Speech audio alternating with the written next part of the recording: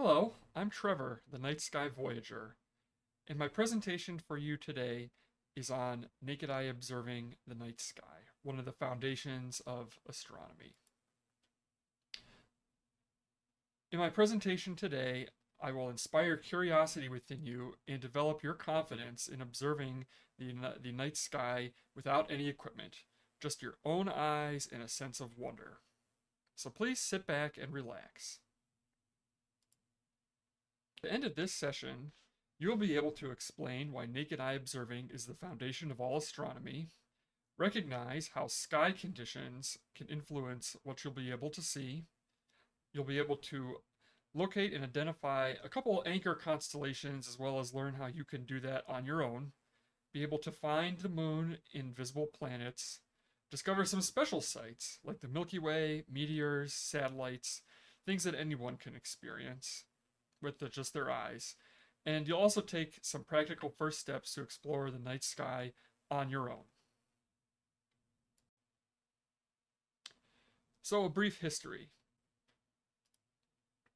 Humans have been observing the night sky for many centuries. They did it for entertainment, they did it to bolster and strengthen their own mythology. In some cases, they would use it to try and predict the future, like in astrology and horoscopes, for example. But they would also do it to try and understand who we were as humans and part of the broader universe, what our role was in the universe as a whole. And while tools like telescopes and binoculars can enhance what you're able to see, you're able to learn a lot just by using your eyes. On the following slides, I will be showing you some unmagnified images of the night sky. Take a minute to look at them, take them in, and see what you're able to see. Drop in the comments what you think you can see on the slides. On this one, we'll take a look and we'll notice that this is the constellation Orion here, identified mostly by the 3 stars in the belt. What I'd really like to draw your attention to in this picture is this area of the sky right here, which is his sword hanging off of his belt. And you'll notice here that there is a cloudy region.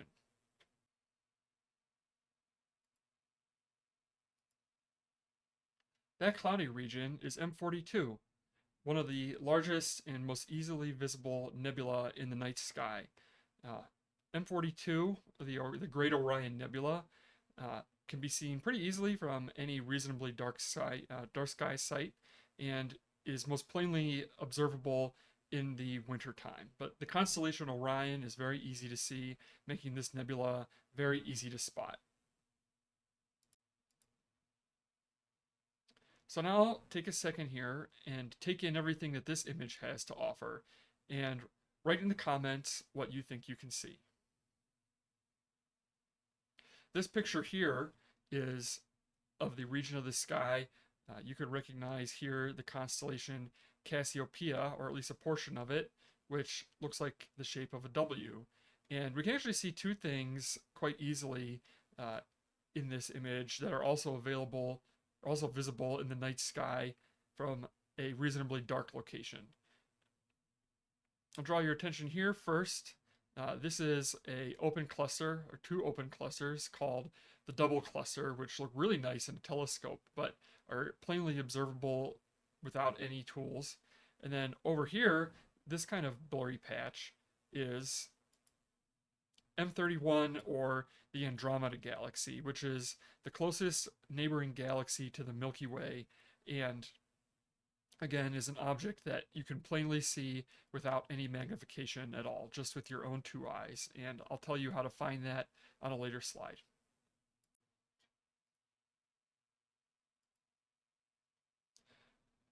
So before we get into some of the more detailed intricacies of night sky observing with only your eyes, I'd like to go over a couple things that you consider before going outside.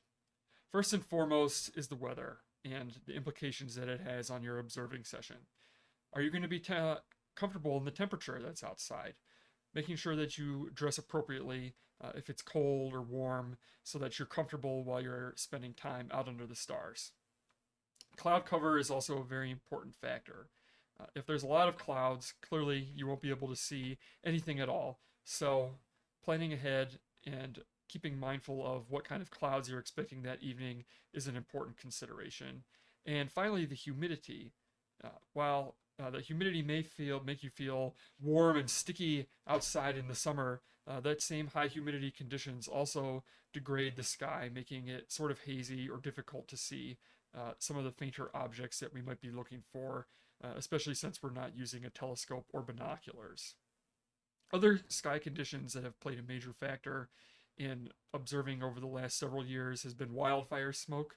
Whether you're out west in California or south in Texas or even here where I am in the Midwest, we've been dealing with wildfire smoke out of Canada the last few years, which has severely degraded the nighttime sky when you're observing stars and out taking a look at the sights that there are to see. But it also has provided some very kind of picturesque images as well. At times, it can cast an orangish shade to items in the sky, making the sunsets really beautiful and also giving the moon some unique colors. So, while the wildfire smoke may degrade your overall observing experience, it's also an opportunity to see something special. Uh, while we're talking about the moon, the phase of the moon will also heavily impact what you're able to see, especially when you're observing naked eye without any tools. Uh, the brightness of the full moon or even the first and third quarter moon will often wash out a lot of the fainter objects that you can see. So going out when the moon is in its new phase or a crescent will allow you to see a lot more objects, especially naked eye. And finally, light pollution, we'll get into a little bit more in depth, but light pollution is simply the light that humans have produced that has degraded the nighttime sky. And that is, out of all of these factors, beside maybe cloud cover, the next most limiting factor. So, talking a little bit more about light pollution, this is a map of the United States, and it's overlaid with what they call the Bortle scale, which is a measurement of light pollution. And the white and red regions are the most highly light polluted areas, and it goes through green and orange and blue and gray and black. And the darker the color gets, the less light pollution there is, and the more magnificent the night sky will look to you at that location. What you'll notice very clearly is that the population density on the eastern United States is such that there are very few very dark locations to visit anymore.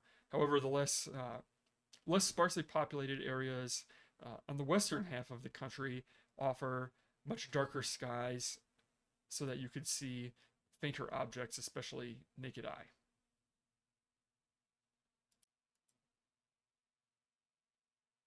So now let's start talking about how you can go about learning the night sky. And naked eye observing, in my opinion, is the best way for someone who is a beginner to learn the night sky, but also for those of us who are more advanced to dig in and see some of the fainter constellations a little bit better and learn their placement in the sky. There are a lot of tools that you can use to help you in doing this. Pictured here on the left is a planisphere. I'll talk about that in more detail in a coming slide, but essentially that is a rotating disk on top of a map of the nighttime sky that shifts to show what the nighttime sky looks like at a specific location, date, and time. And you can use that to see what kind of constellations you'll be able to view at your location on a given date and time. There's also lots of publications out there that will give you monthly projections of what you could see, expect to see in the nighttime sky, that will especially highlight for you where the planets that that are visible at that time are able to be spotted. That changes from month to month and year to year. So having a recent edition of some of these publications is helpful. The two main ones are Sky and Telescope magazine and Astronomy magazine, which are both excellent resources. But additionally, you can go to skymaps.com, and they provide a updated, very detailed sky chart for the Northern Hemisphere on a monthly basis that is free and very, very helpful. There are also a lot more detailed sky atlases. I like to use the Sky and Telescope Pocket Sky Atlas if you're planning to get a little more in depth.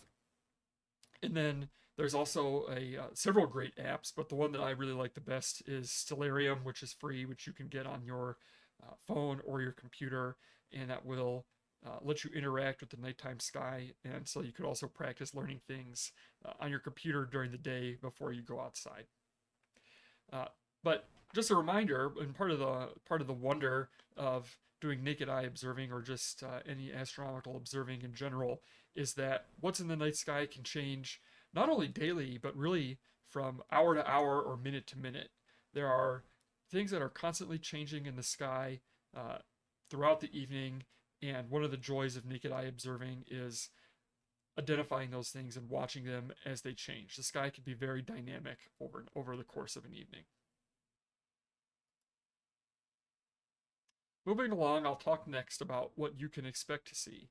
And I've broken it up by high light pollution areas and low light pollution areas.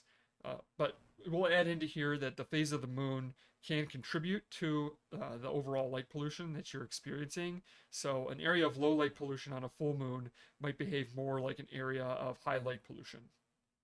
So, from high light pollution, so kind of cities and suburb areas, uh, you'll definitely be able to see several of the bright constellations and stars. You may even be able to see some star colors. For example, Betelgeuse in Orion is a red color. Antares in Scorpio is red. Also, Sirius, which is in Canis Major, visible in the wintertime, has kind of a bluish tinge to it. And so you'll definitely be able to pick up star colors on some of these brighter objects. You'll also be able to see the moon regardless of your light pollution situation. The moon is one of the brightest objects in the sky. It's also very large, and so you'll be able to see that no matter what the light pollution conditions are. You may also be able to view some planets. Uh, Venus, Mars, Jupiter, and Saturn are all relatively or very bright objects, and so you should be able to observe those regardless of what your light pollution conditions are. And you should also be able to observe some man-made objects. Uh, the sky is filled now with bright satellites that you could view very easily, and also the International Space Station will pass overhead from time to time, and that is also a very bright object that's easy to spot and see, especially because it's moving across the sky so quickly. It should not be a challenge at all if you know the date and time, and we'll talk about how you could see that in a little bit.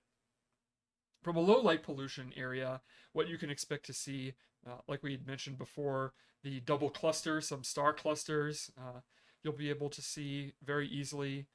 The Andromeda Galaxy, the Milky Way appears as a band across the sky. I can think of at least one instance where you can see some double stars, as well as meteors and sometimes comets. And all of these will go into more in depth on following slides.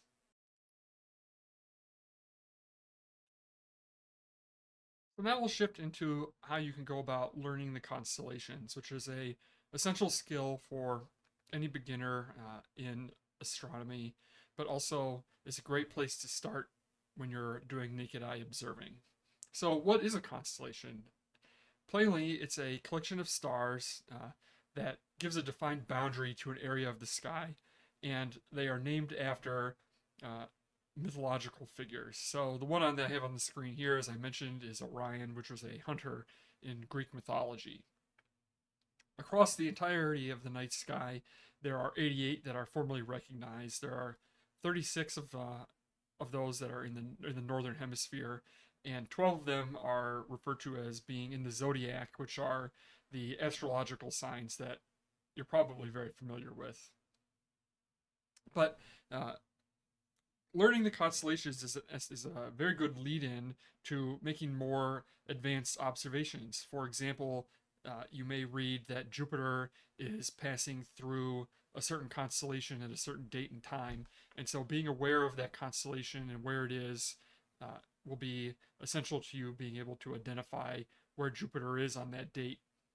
But also, as you delve into and start looking for more more difficult to find objects, like we mentioned earlier, the Andromeda Galaxy.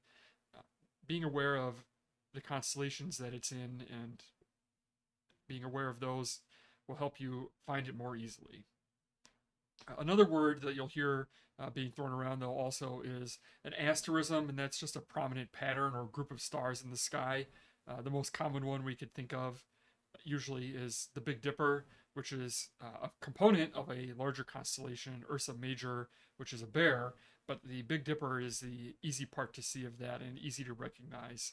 And so that simple portion of a constellation is called an asterism. And so we'll dive in a little bit deeper here. I'm going to identify a couple anchor constellations that you can use as your first targets for learning during different times of the year. And we're going to start with Orion, the hunter, which is visible in the winter in the northern hemisphere. It is very easily one of the most prominent constellations because it contains some of the brightest stars in the sky. Rigel, which is down here, his lower leg, and Betelgeuse up here, which is up in his shoulder. And as I mentioned, Betelgeuse is a red color, which you should be able to discern. But the key to identifying Orion really is looking for those three bright stars that make the belt. If you could find those three stars in a straight line, you'll easily at least be able to recognize the shoulders and legs of the constellation, but you should also be able to see the sword hanging down from his belt, possibly even the Orion Nebula in the belt there, as we mentioned on a previous slide. And here's a picture from Stellarium of Orion in the night sky. This is on Christmas at 10:45 p.m. from my location in northeastern Ohio. And so you can see Orion is well above the horizon here. Betelgeuse with its brilliant garnet red color is over here, and the three stars of his belt are very easy to spot in the group of stars.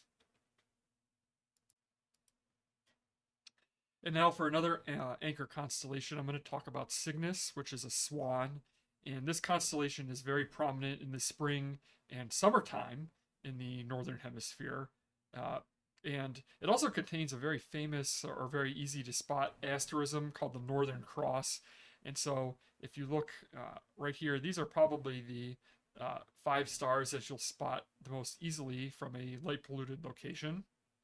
But they create a Christian cross shape that is very prominent in the sky. But also here is a star called Deneb, which is very bright, part of another asterism called the Summer Triangle. That's the tail of the swan. Up here, the head is a star called Albireo, which is actually a double star. You can't see it naked eye, but through binoculars or a telescope, you could spot that there are two stars there. It's an interesting topic or subject because one of the stars is a bluish color and the other is a yellowish color, and so it's a really pretty pairing of stars in the sky. But the easiest way to spot Cygnus is to look for the Northern Cross asterism or the very bright star Deneb. And if you're at a dark sky location, another thing you'll notice is that the Milky Way passes straight through this constellation. And so if you can identify this constellation, it's a good chance for you to be able to see or determine if you could see the Milky Way from your location and the light pollution conditions that you're dealing with. And so here again is a picture of Cygnus using the software Stellarium. And this is on July 4th at 10:45 p.m. from my location. And you can see the star Deneb is very bright right here. And here's kind of that, here's the Northern Cross asterism, but you can see kind of this swan shape with the tail and the head and the wings. And if you notice across here in this direction, we can see that the Milky Way crosses right through the constellation Cygnus, making it a very not only easy to spot constellation, but a great test for whether or not you could see the Milky Way at your location.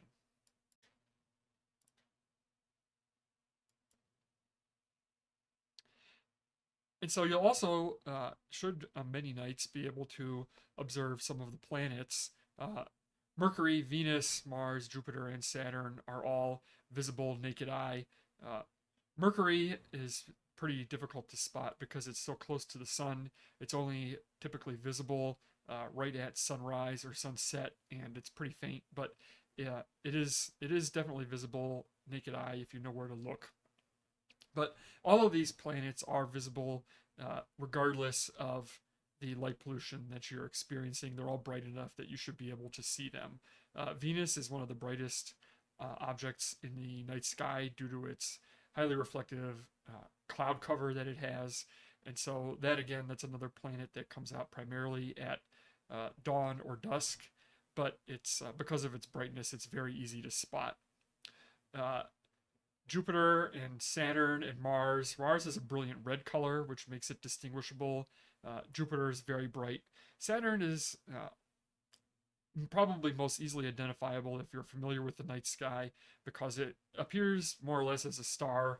But if you know the constellations and where the bright stars are, it doesn't look in place because it changes from day to day, and also it is not any part of a constellation. So, familiarizing yourself with the night sky will help you observe the planets, but also getting sky charts that tell you when and where you can observe them is also critical to knowing where they are if you're going to go out and take a look for them. But it's also interesting to note that the planets can all be found along a line that's called the ecliptic. The ecliptic is the path that the sun would take across the sky if we were observing it. Obviously, you can't see it at night, but it follows a similar path across the sky, and that's because the solar system with the sun in the center is a disk, and so uh, all the planets orbit in a flat plane, and so you'll be able to all the planets follow this same plane across the sky, and that's called the ecliptic. So if you're familiar with where the ecliptic uh, goes for your time of year, it'll also help you identify where planets are when you're out looking for them. And perhaps one of the most easy to spot objects in the sky is our closest partner, the moon. The moon, though, is fascinating because it changes its appearance throughout the month. I'm sure you're all aware of the different phases of the moon. Uh, those phases follow a 1 month cycle, and they are very observable from different times of the month just by going outside and identifying the moon and taking a look. And something that's an interesting, good experiment for new observers is to go out and identify the time of day when you're seeing the moon and what the current phase is, and tracking that over the course of the month. And you could draw some interesting conclusions based off of uh, what the phase is and what time you see it. And I'm sure many of you are aware you can also observe the moon oftentimes during the daytime. It's bright enough in the sky that we can see it during the day in full sunlight. And taking note of the phase and when you've been able to see it will help you deduce some very interesting patterns about the moon and its phases. But also, the important to note is that the line between night and day on the moon is referred to as the terminator, and again, that's a great place to look when you're observing patterns in the phases of the moon over the course of the month. So I would encourage you, if you haven't done this exercise before, to go out and identify when you can see the moon. Look for it during different times of day, during different times of the month, and identify what phases you see the moon in during different times of day, and identify the patterns that you could see there. And then I'd also mentioned that there are a variety of man made objects that are visible in the night sky. Satellites, there seems to be more and more of those polluting up our night sky on a regular basis. Over the years that I've been observing, we see more and more of them all the time. And they appear simply as a steady, slow moving point of light that goes across the sky. It's not blinking, it's definitely fainter than an airplane, and it doesn't blink, and it just looks like a star more or less that's slowly drifting across the sky. But you might also get lucky and see some of these Starlink satellites that provide internet, and when they first launched those, they go out in these long trains, and so you may be fortunate enough to see a train of maybe 20 or 30 Starlink satellites all in a row moving across the night sky. It's a pretty spectacular sight to see if you haven't observed it before. But also, the International Space Station is a very bright object and is very easily observable without a telescope. Actually, it's best to observe it without a telescope because of how fast it's moving. And it is also usually much brighter than any of the satellites that you'll see in the sky. Uh, but you can go to the webpage I have up on the screen that's from NASA, and that will give you predictions on when you should be able to observe the ISS passing over at your location for any specific given date or time. And I had mentioned before that you should, from darker locations, be able to view some star clusters. So there's two major categories of star clusters. There are open clusters, and open clusters are just collections of a few thousand stars. They are formed from the same material, and all the stars in that cluster are roughly the same age, and they are loosely bound by gravity. And so they don't really follow any sort of regular pattern. They're just kind of a spread out pattern in the sky. Uh, there's also globular clusters, which are a spheroidal group of stars that are all orbiting in one formation. And that's what you could see here on the side. This is a very famous bright globular cluster called M13. It's in the constellation Hercules. And again, all these stars are also bound by gravity, but they kind of give this globular or spherical shape. And some of those are visible naked eye as well. M13 from a very dark sky location is definitely observable. But also some open clusters that you could see very easily are the Pleiades, which I have pictured here. You might also recognize those groupings of stars as the logo for Subaru cars. Subaru is a Japanese word for what we call the Pleiades. There's also another famous large open cluster called the Hyades. That's both of the Pleiades and the Hyades are in Taurus. The double cluster in Perseus, which I showed earlier on a slide where we were asking you to pick out what you could see from those unmagnified images. Also, there's an open cluster called M35 in the constellation Gemini. That's in the winter and springtime. The constellation Auriga, which is kind of like a big kind of rectangle, kind of off-shaped rectangle constellation in the sky, has three really large open clusters in them that you can see naked eye without much problem at all from a dark sky location. And then also there's one called the Beehive cluster in Cancer. So if you're and that's kind of a late winter springtime type object for you to see. So that's a short list if you're heading out during any time of year and want to go take a look at some of these clusters. Those are all good starting points. But kind of going also back to that slide that we had at the beginning that showed the constellation Cassiopeia, also we could see the Andromeda Galaxy M31, which is a barred spiral galaxy, but it's also the nearest galaxy to the Milky Way, so it's our closest neighbor. The Andromeda Galaxy was recorded originally by the Persians as early as 964 Common Era, and they wrote down that it was they observed it as a small cloud. In the northern hemisphere, it's best viewed in the autumn time, and again, if from a darker location, it's very prominent in the sky. And so the easy way to find it, this is a capture from Stellarium, is to look for the W in the sky, which is the constellation Cassiopeia. And if you follow kind of this pointer here on the right half of the W, it will point you to Andromeda, which is right here. And again, it kind of shows up as a hazy cloud in the sky. We'd also talked about the double cluster in Perseus, which is right here, which is sort of, if you make a triangle, you can make a triangle with it off of the left half of the W. But again, that's a nice open cluster pairing that you could see naked eye from a dark sky location. And we've mentioned a bunch of times the Milky Way, our own galaxy, is visible, and it's Milky Way visibility is a great test of your sky conditions, but also the light pollution in your area. From a dark sky site, the Milky Way can easily be seen. It's a very prominent feature from horizon to horizon. But as you get closer and closer to cities, it gets fainter and fainter. However, if you know where to look for it, for example, that it passes straight through Cygnus, from a more light polluted location, sometimes you can tease it out a little bit. But what are we seeing when we look at this? It's the other stars in our galaxy, and it appears as a faint band of light that passes through the sky. And this corresponds to the plane of our galaxy. The Milky Way is a barred spiral galaxy similar to the Andromeda Galaxy. And so most of that star material, again, is in a flat plane similar to our solar system.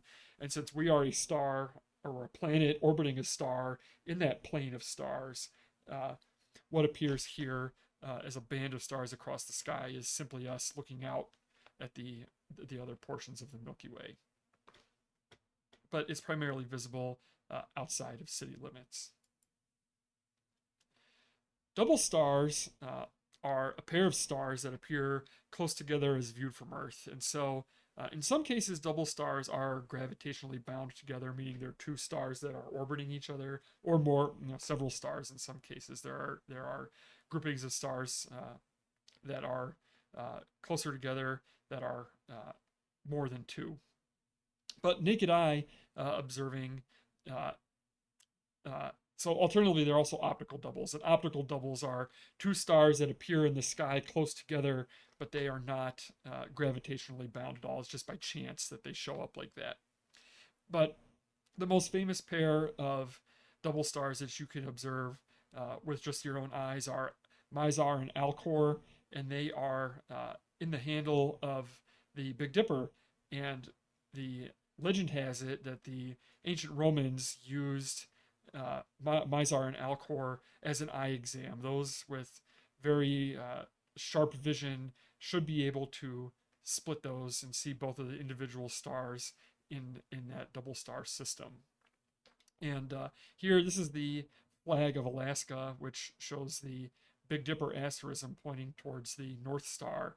And Alcor and Mizar are this second grouping of stars off the handle here. And so I would encourage you to go out one evening and see if you can make out those two stars there, and drop in the comments if you're able to view those. And here is a capture from Stellarium, again identifying here is the Big Dipper asterism, and this arrow here is pointing to Alcor and Mizar, which are the second star off the handle of the Big Dipper. Another item that you might be looking for. Now these can typically, you'll see more of them from a dark sky location. However, if they're bright enough, on a very rare occasion, you may be able to observe them from a highly light polluted location. Meteors or shooting stars. So what are meteors? Meteors are a small particle, which is called a meteoroid, that has entered Earth's atmosphere and vaporizes, and it oftentimes leaves a long bright trail behind it.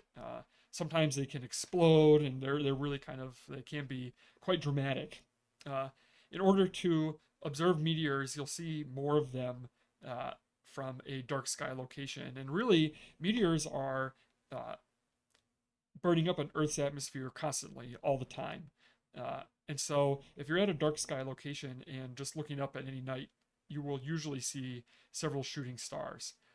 But you can also see what's called a meteor shower, which is when the orbit of Earth takes it through some sort of debris or a field that oftentimes is left behind by a comet, and there'll be higher rates of meteors visible. And if you're going to observe those, usually you'll see them in the publications. We had mentioned they'll mention if meteor showers come, but they are, or the dates that a meteor shower can be expected. And to observe those, you're looking for what's identified or called the radiant location. So the Perseid meteor shower, for example, the meteors will appear to be coming out of the direction of the constellation Perseus. And so they're named after the constellation you should be looking for the location that they're coming out of.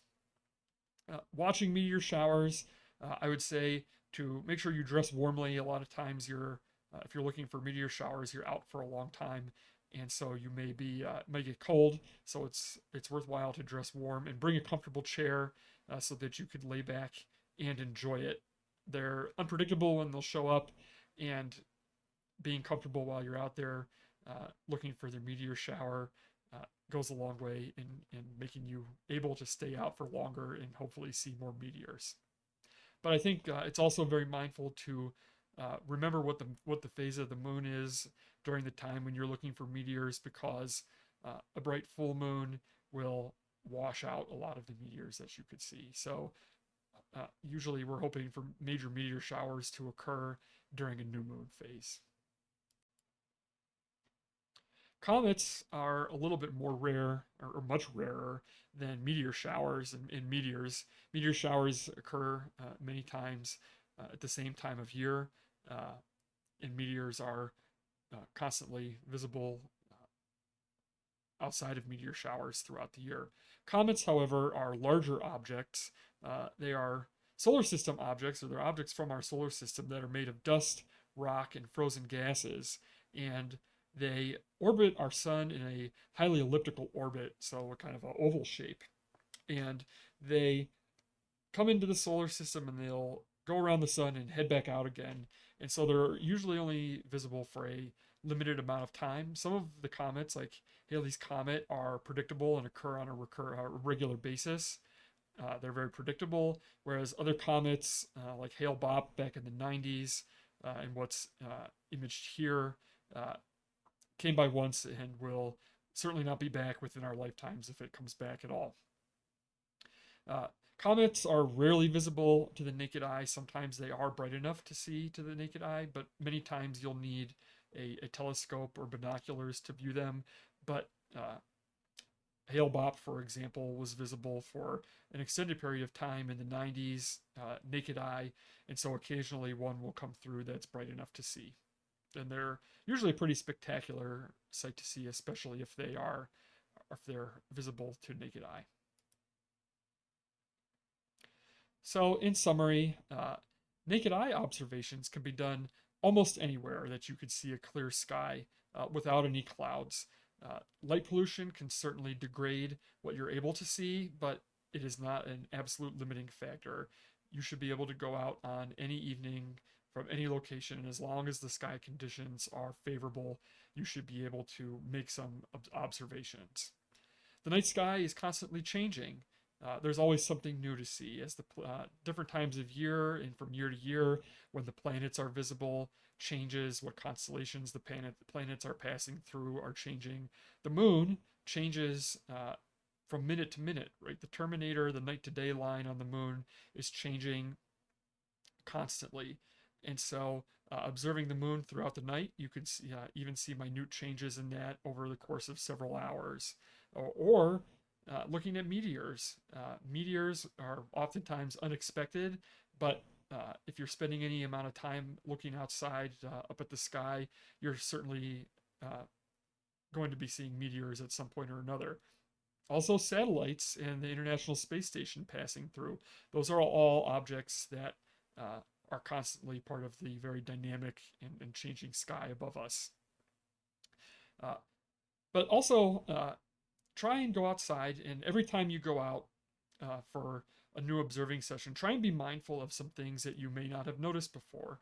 Try and identify and look for a constellation you may not be familiar with, or look for look for satellites that you haven't seen. Maybe challenge yourself and identify a time when the International Space Station is passing over, and go out and try to spot that. But there's constantly new things for you to be looking for in the night sky, and I would encourage you to go outside and keep track of those things and look for new objects on a regular basis.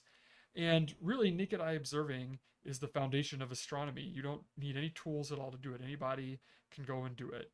But it's the gateway into amateur astronomy with binoculars and telescopes. It really is the keystone for becoming familiar with the night sky, which will be very important when you start looking at objects under magnification so that you can use the constellations and asterisms to identify where fainter objects in the night sky are so that you can point your binoculars or telescope at them and observe them in greater detail. But taking time to learn the night sky, especially naked eye, is a critical aspect of entering into this hobby. So, some things that you can go out and try this evening, assuming your weather conditions are favorable. Go outside and examine your observing location where you plan on doing some observing from. Are there trees that get in the way? How much light pollution do you have? Are there houses or bright lights from your neighbor's house coming onto your property that might obstruct your view? Keep track of those things, or maybe look for a site that has more favorable conditions for astronomical observing. Take note, how long does it take for your vision to adjust to your location? Uh, as your eyes adapt to the darkness, you should be able to see more and more detail. Think about when you look at a bright light and it causes you to see spots for a moment. And as those go away and as your eyes get more used to or more adapted to the darkness, you should be able to see fainter objects in the night sky. Another thing that you could try is to go print off one of the free star charts or get a magazine or sky atlas and go take a look and see what's visible from your location at that at the today. What should you be able to see? Do you think is the moon going to be out? What is the phase of the moon? And are there any constellations that you should be able to identify? It's a good challenge to go out and pick an object or two, or the moon or a planet, and see what you're able to observe on any given evening. And finally, I would encourage you to just keep exploring and satisfying your curiosity. I've spent probably hundreds of hours outside looking at the night sky now, and there are constantly new things appearing to look at. So keep that Voyager attitude and keep exploring and seeing what's above. And every time you look up, I guarantee that you'll be able to see more than you did last time. So to wrap up, if you enjoyed this presentation, please like it and subscribe to my channel. Hoping to grow this channel and add more and more astronomy content that you can use to learn the night sky, and that I can share some of my expertise with you and help this hobby become more approachable to more people. But I would encourage you to go out as often as you can, and just even if it's for a few seconds while you're walking to your car in the Walmart parking lot, take a look up and see what you can see. You might be surprised that you'll see things that you haven't noticed before. So to wrap up, if you enjoyed this presentation, please like it and subscribe to my channel. Hoping to grow this channel and add more and more astronomy content that you can use to learn the night sky, and that I can share some of my expertise with you and help this hobby become more approachable to more people. But I would encourage you to go out as often as you can, and just even if it's for a few seconds while you're walking to your car in the Walmart parking lot, take a look up and see what you can see. You might be surprised that you'll see things that you haven't noticed before. So keep looking up, and I hope you have clear skies.